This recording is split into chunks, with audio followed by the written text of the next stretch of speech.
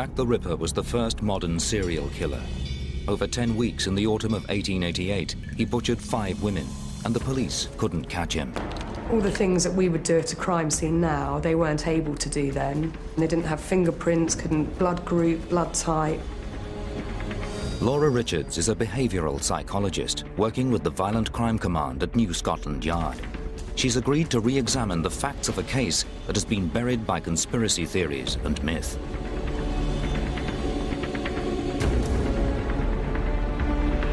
Laura brings the experience of a decade studying the most dangerous criminals, killers and rapists, from Fred West to Ian Huntley. She'll pull together a team of experts who'll use the techniques of 21st century policing to help her get inside the killer's mind.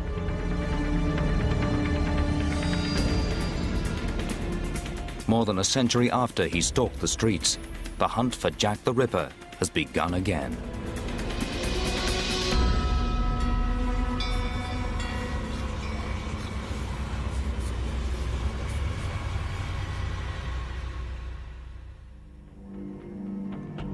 But she was my wife, Polly Nichols.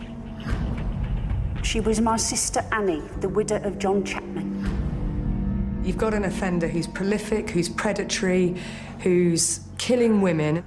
We lived together as man and wife. Her name was Liz Stride. And not only killing them, he's mutilating them and leaving them out publicly, displayed. I think there's certainly a sense of injustice. Her name was Catherine Eddowes. To Laura Richards, the case of Jack the Ripper is unfinished business. I think there are many features that really grip me about this particular case. Not only the fact that it happened in London, it's my home force, it's where I work. I think the vulnerability of the victims, you know, the way that they lived, the sadness of their lives, the way it began and the way that it also ended. Laura's job is behavioural analysis. A criminal reveals himself by his actions. The Ripper's crimes are over a century old, but she can still decode them. For me, heading up the Homicide Prevention Unit, there are still valuable lessons to be learned. Ultimately, you want to try and prevent any future crimes from happening. Over the decades, more than 200 suspects have been named. Hunt the Ripper has become a game. Dozens of solutions have been offered, and still no one has conclusively proved who the Ripper was. The police of 1888 were certain that these were the crimes of a madman. A harmless mental patient by the name of Aaron Kosminski became a prime suspect because he ate from the gutter and claimed to hear voices. Later came the conspiracy theories. Was the killer perhaps Prince Albert Edward, Queen Victoria's grandson and the heir to the throne? Complete pack of nonsense. Alibi for every night in question, virtually. Was it Victoria's physician, William Gull, engaged in a Masonic plot? Every time this nonsense has to be cleared away, and yet it still doesn't stop people from pushing more and more suspects forward. The press made the killer a legend. The first paper to sell 1 million copies did it with a Ripper front page. And because he was the first of his kind, the first modern serial killer, the police were simply not equipped to hunt him down. They closed the investigation after 4 fruitless years. Laura's agreed to return to it, focusing on the core facts. What do we actually know about what's gone on, and therefore what can we infer about the offender without getting involved with anything around suspects, working it as we would do any normal case? It's widely accepted that Polly Nichols was the first victim. 43 years old, with adult children, separated from her husband. She had no permanent home, was often on the streets. She was an alcoholic. She got drunk every time I took her back. That's why I had to leave her altogether. Her death marked the beginning of what would come to be called the Autumn of Terror. A picture paints 1,000 words, but going to a scene paints 1,000,000, and that's a really important part of what I do. This is Bucks Row. This is where the first of the murders took place, the murder of Polly Nichols, in the early hours of the 31st of August, 1888. Ripper expert Don Rumbelow knows these streets better than anyone. He was a beat officer with the city police. Bucks Row lies on the northern edge of Whitechapel in London's East End. Of all the 5 murder sites, this is the one that's changed least. Well, the old schoolhouse behind us, this was here in 1888, but the street itself was just a row of small terraced houses. She was lying in the stable gateway here. And who actually found her? The body was found by 2 men on their way to work, Charles Cross and John Paul. Cross was the first to see her. He thought it was a tarpaulin in the road. It was only when he moved across that he actually saw that it was a body. It wasn't until the body was examined in the mortuary that it was discovered that she had these large gashes to the abdomen. Polly's injuries went far beyond what was necessary to cause death. Her sexual organs were mutilated. Laura wants to know why. Is it about just killing the victim and then leaving, so it's all about the kill, or is it about other behaviours that he wants to carry out on the victim? Polly wasn't raped, but the nature and the intensity of the attack say something about the killer's state of mind. She wasn't raped, but we can't rule out the fact that it's a sexually motivated crime. And that kind of level of violent behaviour, he may well have been sexually quite high at the time. And I believe what we're looking at with Jack the Ripper is a sexual homicide. The next step is to work out exactly how the Ripper attacked. Laura will then look for patterns across all the murders, the connection between the 5 victims and their killer. She's also about to be presented with new physical evidence, evidence that may contain the DNA of Jack the Ripper.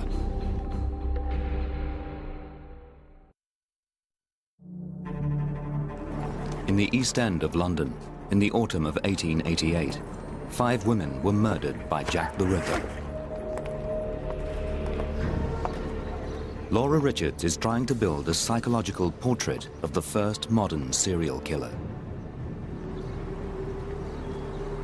To move her investigation on, she needs to know 2 things: why the Ripper chose Whitechapel as his killing ground, and why he chose 43-year-old Polly Nichols as his first victim. So why was Polly at Bucks Row? Probably looking for a customer. She'd had 3 customers that day, but she'd spent the money on gin. So she was a prostitute? She was a prostitute, and she felt she was going to get another customer. She was going to get a 4th customer because she got a new hat, and she thought she was looking very attractive. She was drunk, but she thought she was looking very attractive. Sex workers, prostitutes, tend to be, more often than not, the victim of crime because of availability and opportunity. Polly Nichols' lifestyle made her vulnerable. Even before the Ripper, the place where she lived was already the toughest area in London. 55% of all children born in the East End were dead before the age of 5. This was a society ruled by poverty and drink. Alcohol had hit the poor of London in the same way that crack would hit American cities a century later. You have drunkenness, you have battered wives, you have battered children, you have violence. This is all generated by the brutality of the social conditions of living and working, or trying to work, in the East End of London. Not only Polly Nichols, but all 5 of the Ripper's victims lived in these conditions, in this community. In fact, they all lived and died within a single square mile. Selling sex was often the only way to get by. Up to 5,000 women worked as prostitutes in this area alone. For a predatory sexual killer, Whitechapel offered an abundance of vulnerable, easy targets. This is probably the only serial killer case I can think of where you can walk all the crime scenes in less than 2 hours. All these crimes have occurred within 1 mile radius. This environment clearly suited the Ripper's purposes. But was he what criminal psychologists call a poacher, someone who came from outside Whitechapel just to hunt? Or was he a marauder, attacking within his own community? Laura turns to a mapping technique called geographic profiling. It's used by law enforcement agencies around the world to interpret crime scene locations. Geoprofiling was invented by Dr. Kim Rosmo of the University of Texas. He's an ex-cop and a mathematician, and some years ago, he spotted that it's possible to use crime locations to identify where the perpetrator has his base, his home. Most criminals operate out of their home in terms of their search for criminal targets. Criminals commit crimes close to where they live, but not too close. They're affected by concerns over anonymity and not wanting to hunt in an area where they might be identified. Dr. Rosmo uses a formula based on data from dozens of solved cases. It interprets crime sites and key features of the area, homes, roads, public spaces.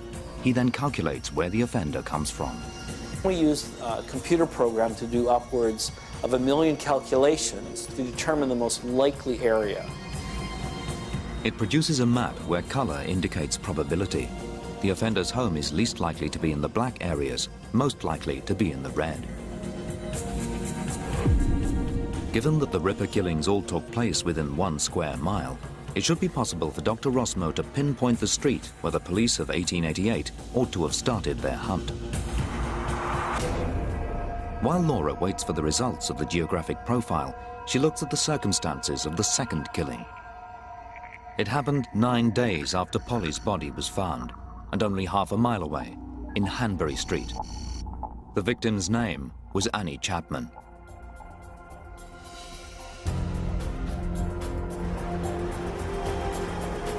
In 1888, this building, Shoreditch Town Hall, housed a coroner's court.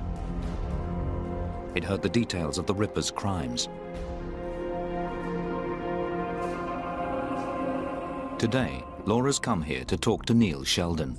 He studied the victims' lives, and according to him, Annie Chapman's life was on a downward spiral.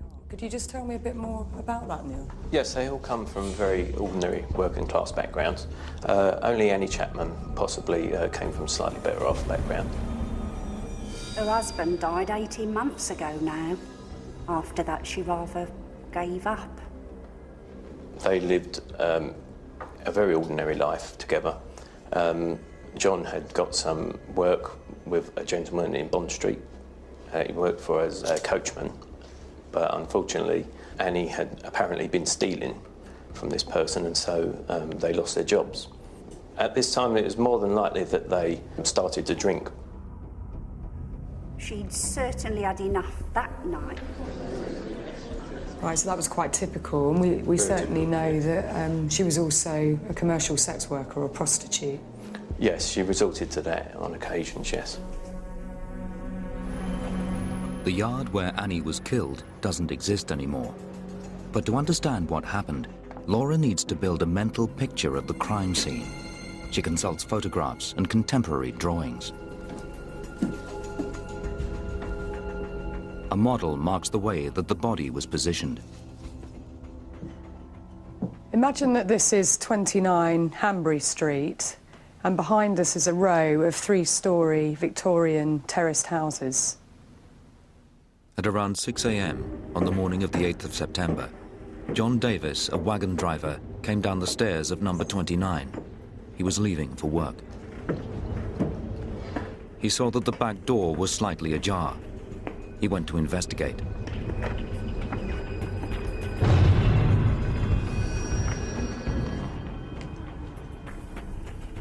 The head was 6 inches in front of the bottom step. The left arm lay across the left breast.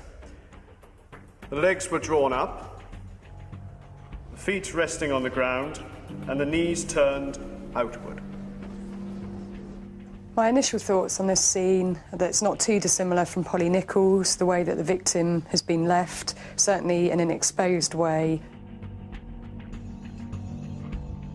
The cut on Annie Chapman's neck was so deep that it almost severed her head. Part of her uterus was missing. Her intestines had been drawn out and thrown up over her left shoulder. One witness from the scene described its effect. Every person who had seen the body looked afraid, as if they wanted to run away. There are some things that are purely functional. For example, overpowering the victim, trying to stop her from screaming, incapacitating her in the quickest time possible. But there are certainly other things that he's doing that are peculiar to him, that he gains a form of enjoyment. These things are unique to that particular offender. It's certainly a conscious decision to actually open up someone's intestine, remove part of it and take what we think, some of it with him, the uterus, and place the other part of it up by the top of the victim's head. Laura sees signs that even while he was killing, the Ripper was thinking about the consequences. He would generate shock and fear, and that was part of the thrill. The body has been displayed intentionally and left in that way for a purpose. He's interested in people's reaction and the impact of what he's done. He may have been calculating, planning. But he'd also put himself in a situation where the chance of being caught was very high. No fewer than 17 people lived at 29 Hanbury Street, coming and going at all hours. He could easily have been disturbed. When you know that it's a very busy area that he's chosen to attack the victim and indeed the victims in, it's certainly telling us that he is willing to take a high risk. This tells Laura about the Ripper's self-control. He either can't resist the need to kill, regardless of what might happen to him, or he is disciplined, confident, weighing up the odds and playing them. It's Annie Chapman's behavior which points to the answer. She almost certainly went with him of her own accord. If she'd been forced, if there'd been a struggle, it would have been heard. She probably thought he was a customer. He must have looked like a man who would do her no harm. He must have put her at her ease.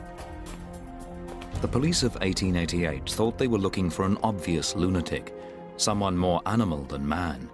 But the killer Laura sees doesn't fit any of the stereotypes.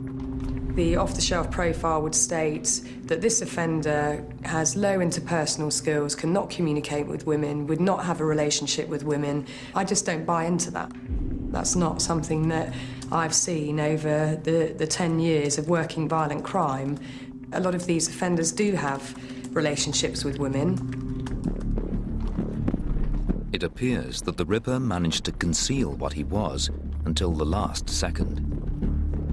To Laura, the point when sex became murder, when he showed his true intentions to his victim, is when he revealed most about himself.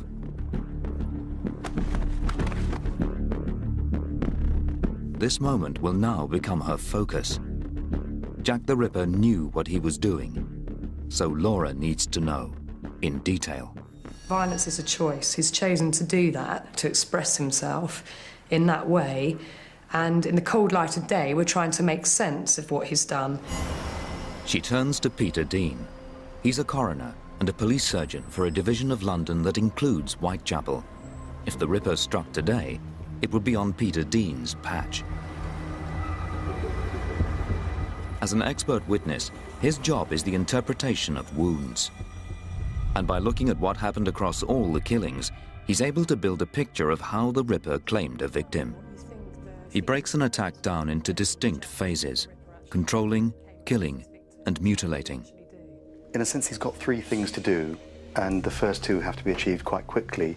He's got to overpower the victim. In a short space of time. A very short space of time, and the evidence seems to be, certainly for some of the murders, that he did that by asphyxiation. Certainly in the Annie Chapman situation, where the police surgeon, Dr. George Baxter Phillips, describes the body, he describes this body with this swollen tongue and the appearance of somebody who's been asphyxiated. The myth that's grown around the Ripper centers on the way he mutilated his victims. But contrary to what most people assume, that was not the way he killed them. He strangled them first.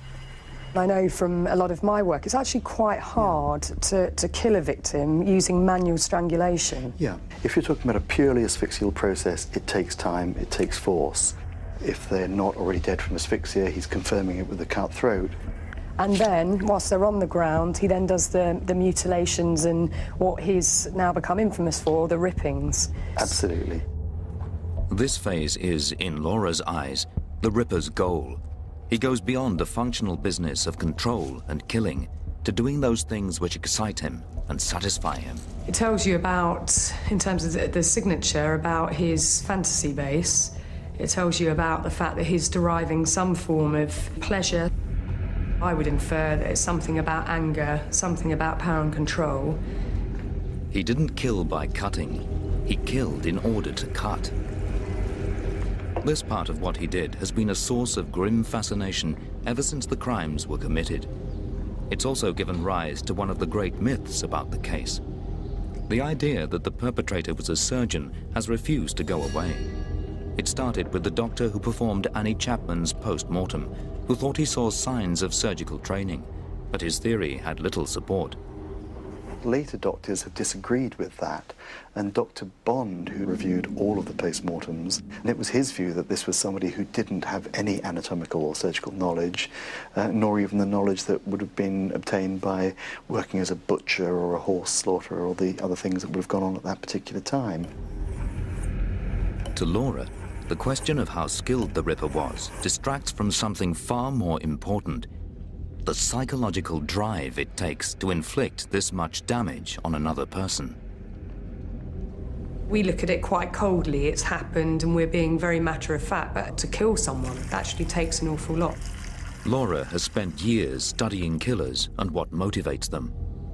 Jack the Ripper struck more than 100 years ago, but she sees little difference between him and modern serial offenders.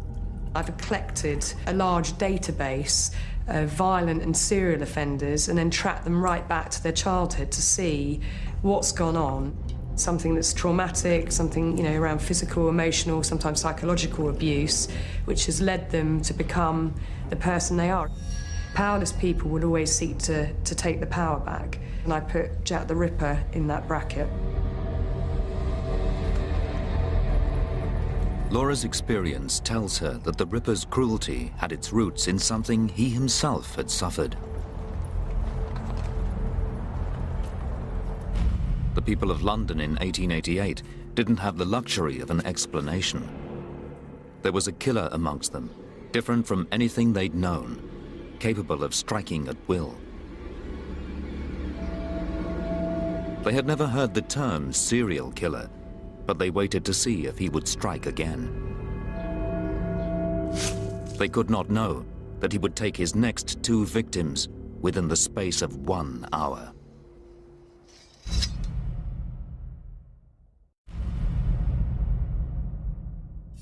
Behavioral analyst Laura Richards is re-examining the case of Jack the Ripper with the same tools that she would use if she were assisting police in a modern-day murder case.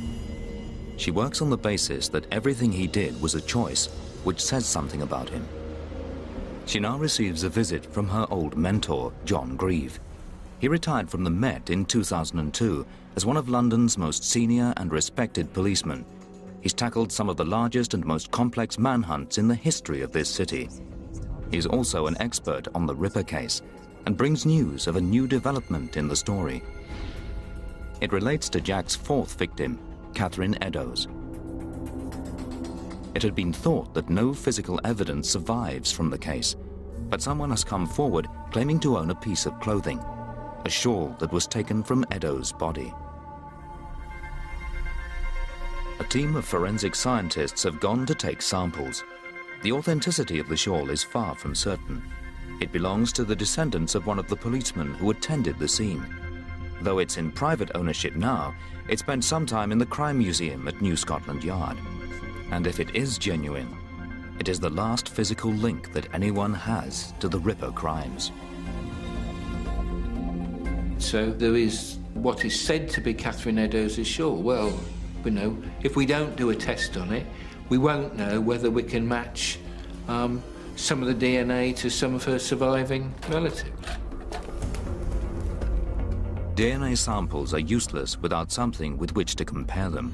But there's been a development there too. Catherine Eddowes' descendants have been traced and contacted. They've agreed to give DNA swabs.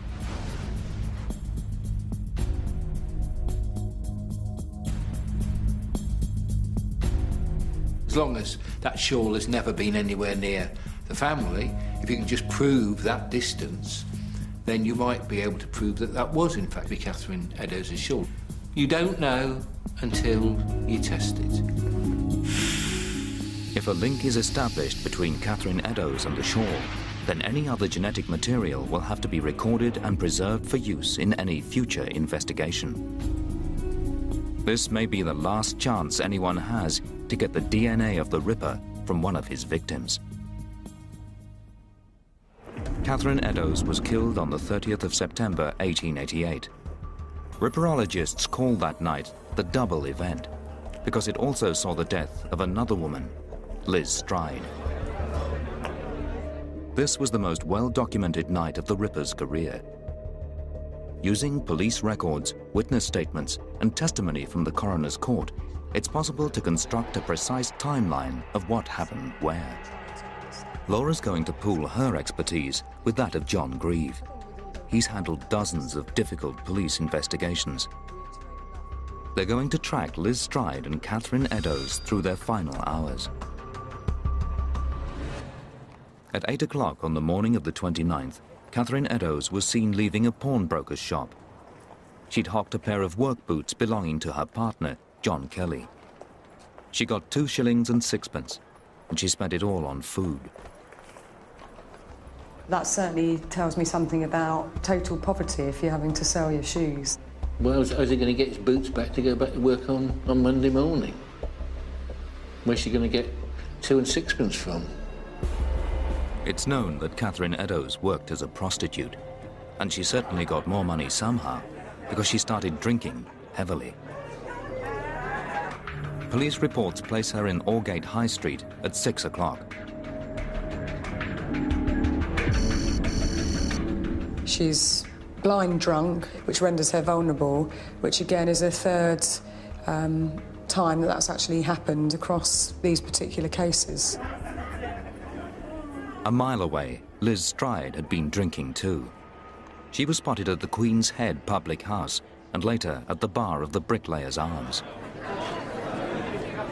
There wasn't a great deal else for them to do, quite frankly, was there? Just drink and sex, and that's about it.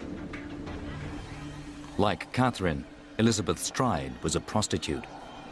We know she was born in 1843 in Sweden, but much of her story is confused because Liz told lies about her past. She told me that she'd been married and that her husband died when the Princess Alice sank. It wasn't true. 8 p.m, and according to the custody records of Bishopsgate Police Station, Catherine Eddowes was arrested for being drunk and incapable. These two victims in the, almost parallel lives in the sense in a very similar geographic area, both sex workers, lots of people out that night. Why them? Liz Stride and I lived together as man and wife. She was a very quiet and sober woman. Witnesses who saw Liz Stride paint a different picture. At 11 p.m, she was seen in the doorway of a pub with an unidentified man. In fact, she was spotted with 3 different men over the course of the next couple of hours. At around 12:45, James Brown, a docker, was returning home when he saw Liz with a man about 5'7" tall, stocky, and wearing a long overcoat. He appeared to be standing in her way, and Brown, who would later identify Stride's body, heard her speak. Not tonight, maybe some other night. You've got a series of descriptions of men. It could be a series of different men, it could be a series of different descriptions of the same man. But if you put together everything that we know about what the witnesses have got to say, then you can come up with a composite picture. John makes the decision to follow the same procedure as would be used in a modern-day murder hunt. He's going to collate all the descriptions given by witnesses. If the police in 1888 had had the image of a suspect to work with, Would they have caught him before he killed again? Catherine Eddowes spent until 1 a.m. on the morning of the 30th safely locked up in Bishopsgate Station. Eventually, the duty officer judged her sober enough to be released, and she set out back towards Aldgate.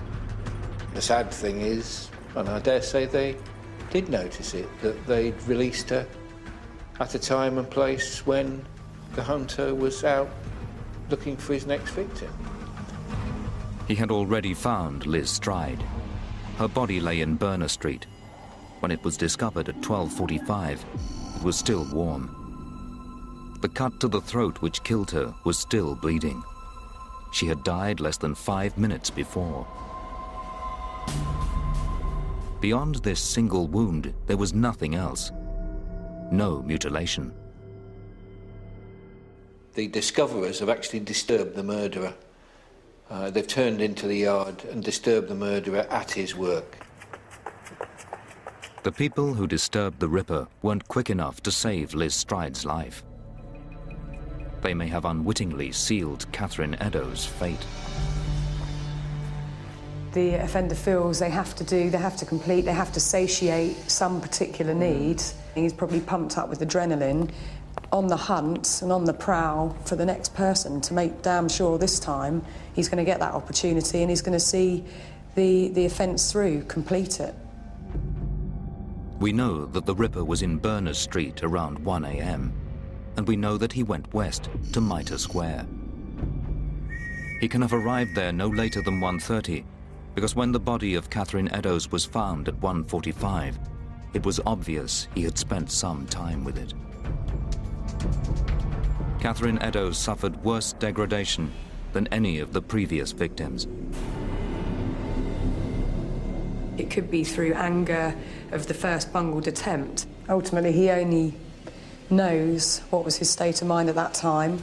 Perhaps she has been non-compliant, so he's done something more personal to her in terms of slashing her face, cutting off her nose. It's possible to place the Ripper in a third location that night.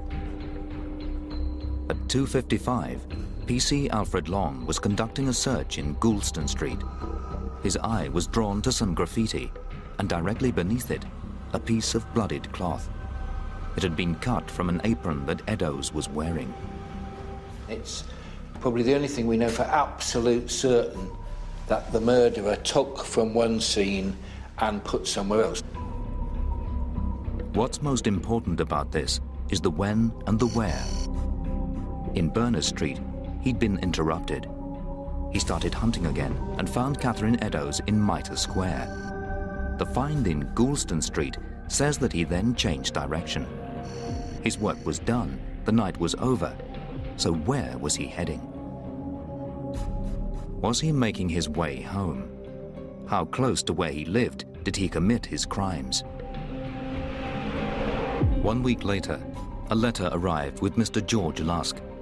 He was chairman of the Whitechapel Vigilance Committee, a group of local men who patrolled the streets trying to catch the Ripper. The letter was headed from hell. It came with half a human kidney.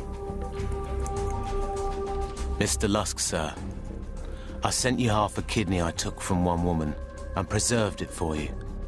T'other piece I fried and ate. It was very nice.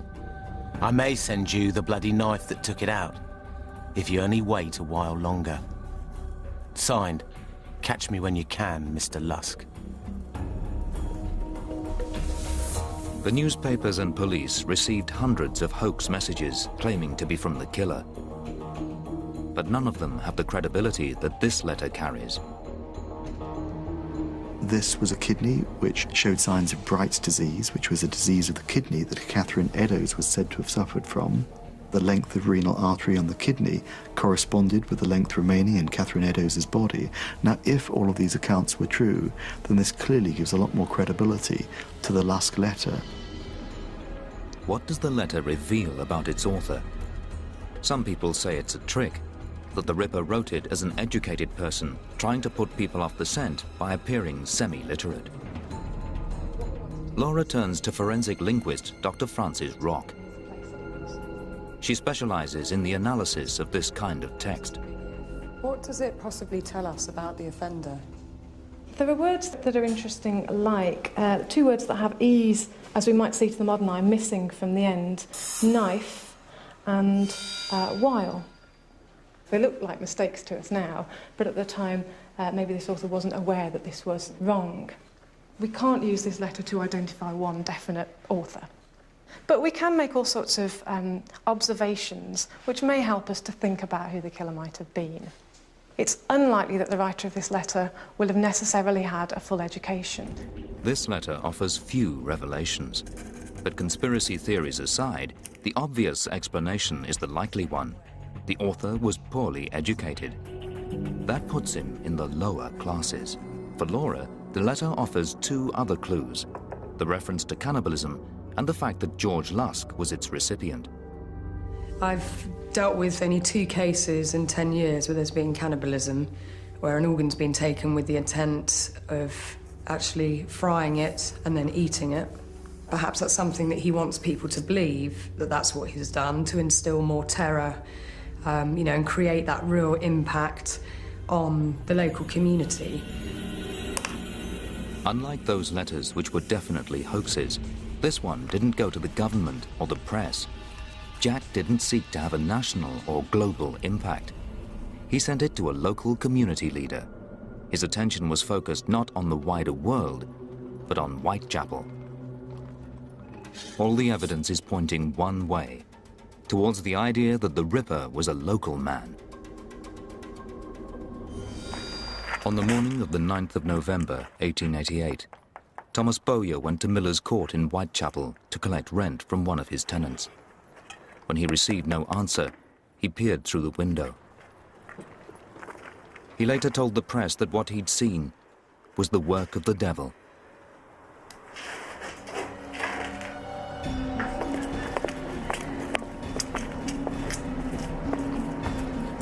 The door to Mary Kelly's lodgings was locked.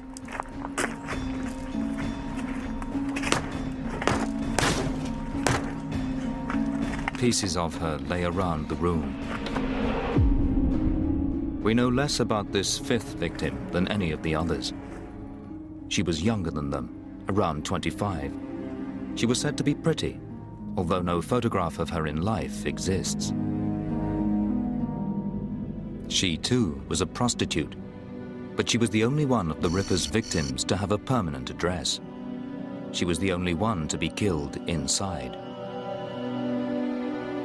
What he did to her was perhaps the most extreme violence that it's possible to inflict on a human body. The face is gashed beyond all recognition. The nose, cheeks, eyebrows and ears being partially removed. He may have spent hours with the body. Perhaps it's just that he's comfortable in the area, that he's operating within, and he's managed to control her quite quickly, and then he can do whatever are the things that he wants to do, derived from his own fantasy base. Both breasts have been removed by more or less circular incisions. The heart is absent. Most Ripper experts say that this was the last murder, that after Mary Kelly, and for reasons that have never been explained, Jack stopped. Laura has now studied all 5 killings. All the element sheets are coming together. The DNA tests, the geo-profiling, the computer-generated image of the Ripper's face.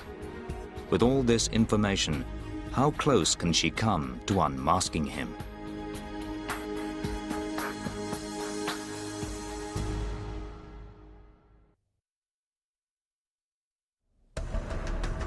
Laura Richards of New Scotland Yard's Violent Crime Directorate has examined all 5 of the murders generally attributed to Jack the Ripper. She's completed a detailed psychological analysis of the killer.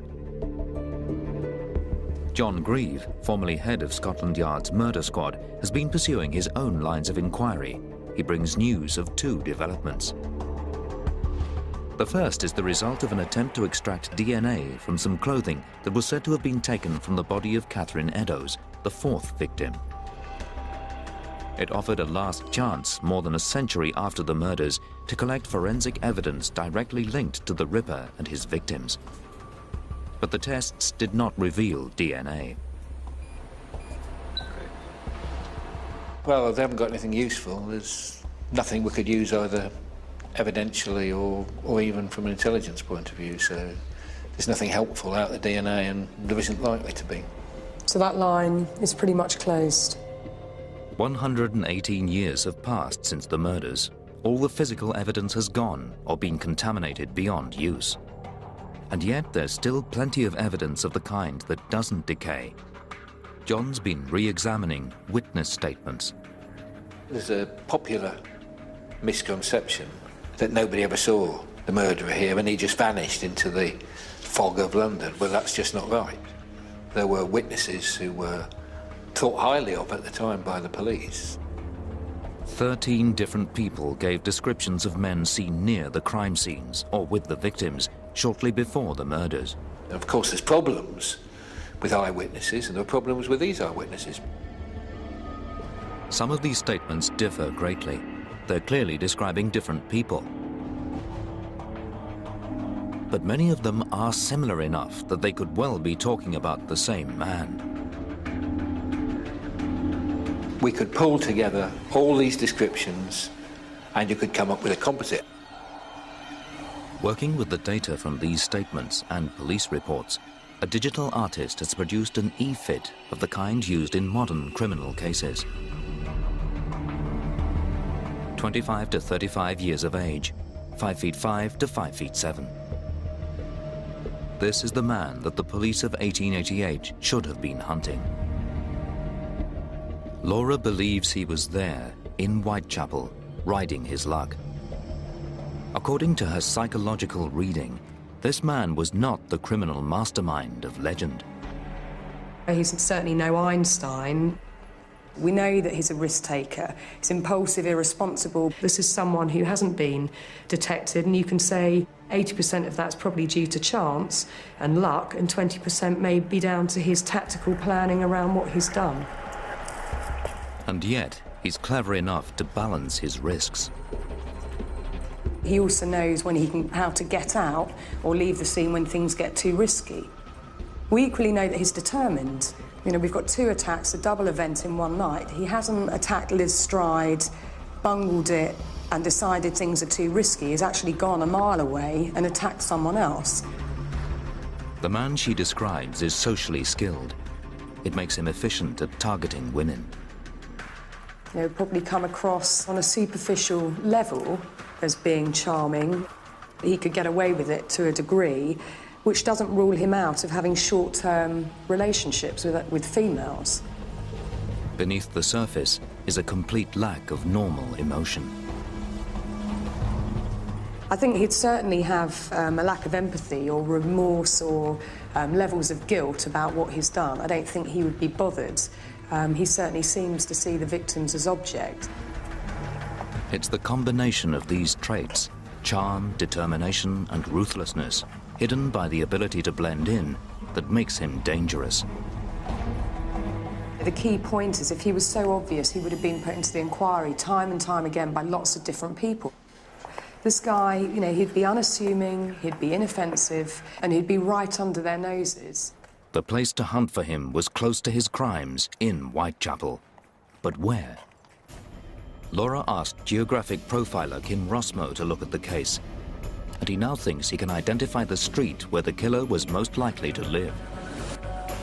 His geo-profiling system has been deployed by police forces around the world to track and catch serial offenders. He's run the 5 Ripper sites through it. The red zones, the peaks, indicate the places where the police should have focused their search. And I can see that the peak area where the profile is falling on covers Flower and Dean Street, Fashion Street, Thrall Street, here in the center of Whitechapel. The highest point of the peak is Flower and Dean Street. The geo-profile says Jack the Ripper lived here. It's based purely on where the 5 women were killed. But it fits in perfectly with the story of their lives. Because in the year before the murders, Each of them lived within 100 yards of this street. The police actually conducted house-to-house inquiries here after the Eddowes murder. No records survive of who they talked to. It's impossible to say just how close they got.